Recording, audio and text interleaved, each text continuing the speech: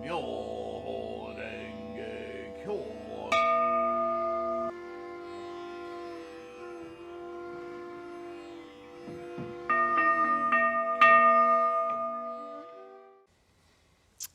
Namo Myoho Renge Kyo, Namo Myoho Renge Kyo, Namo Myoho Renge Kyo. Hello, friends. Thanks for being here. Thank you for your practice. I hope this finds you well and secure. I think it was in the BDK translation that, especially the BDK, they tend to view everything from the Pali Canon, Theravada, Hinayana. So a lot of the verbiage they use to translate the Lotus Sutra, ironically, is from the provisional earlier teachings. Yeah, that can be confusing to somebody who isn't well read in the entire canon of Buddhism, and certainly for Nichiren scholarship of Lotus Sutra practice, these terms they evolved so much by the time of the Lotus Sutra teaching that they really are obstacles to understanding.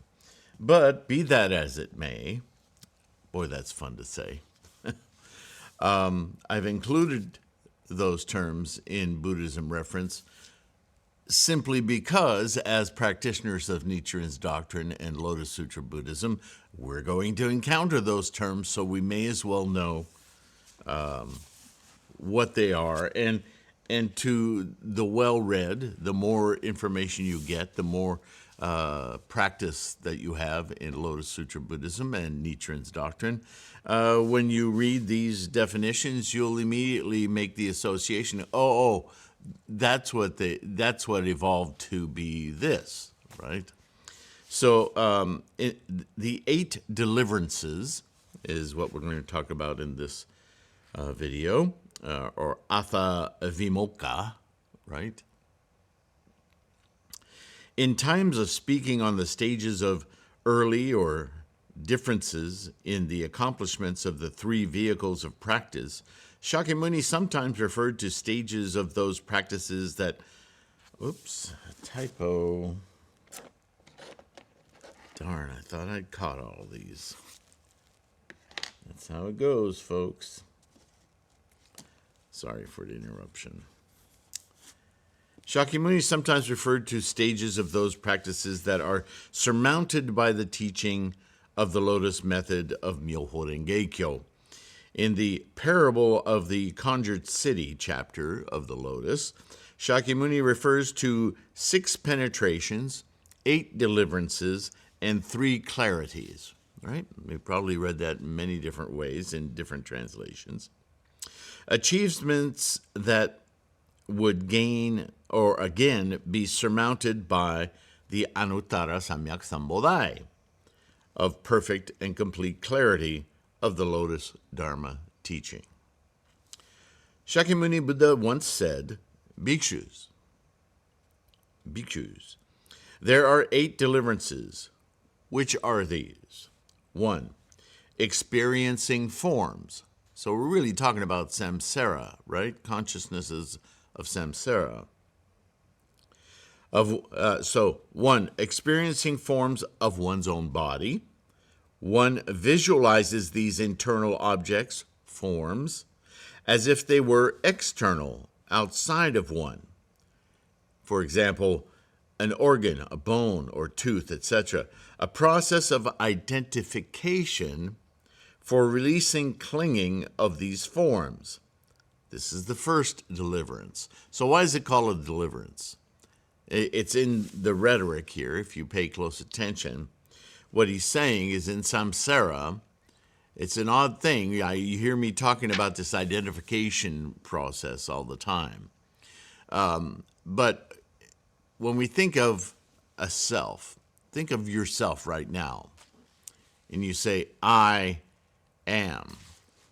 But when you say I am, you're thinking, you're in your mind, right?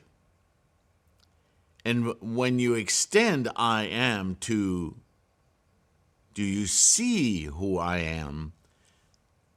Your skin, your face, your teeth, your tongue, your eyes, especially you ladies doing makeup. Really focus on these things. And you define them as your look, your appearance. Remember the 10 factors? You see how all of this ties together? All those things, bones, teeth, as he's saying here, these experiences of forms, you identify them as something, but there's a disconnect there between I, which is a mental formulation, and the things that belong to, that are yours. See the possessive, the ownership, my teeth, my bones, my heart, my legs, my hands, my fingers. That's a possessive. So the form of self is a collection of things really outside the self. They're separate. That's the first insight in understanding that what our mind does is collect these things as identifiers in the Saha world. But that truly, if you focus your mind on being, all of this stuff is just attached to you. That you, self, you, is a separate thing, which you've already admitted by possessing all the stuff of bones, organs, so on and so forth, from this Saha physical realm of forms, because the mind has no form. Or if you want to say it's a form of consciousness. That's the word we use to identify our thought, our mind. So the first deliverance, therefore, is the first recognition of samsara and what to let go of. That is samsara, that possessiveness. And unfortunately, this first one is usually the last one to be truly contended with. The second experience is external objects. So we're not moving very far away here. One perfectly visualizes these outer forms as if they were right in front of one's eyes, like a pond, a mountain, or a galaxy.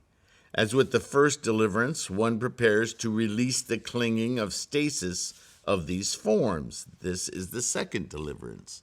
It's really the same thing. It's just that it's not internalized. It's externalized. So this video, this computer, your friend, the trees, they actually are the same dissonance as your bones and your toes. But there is a difference. One's internal, although that's a construct, and external. And the more we chant, the more we unify with the momentum of the engine of life, the less of a difference we see between internal and external. It's all the same. Moving on.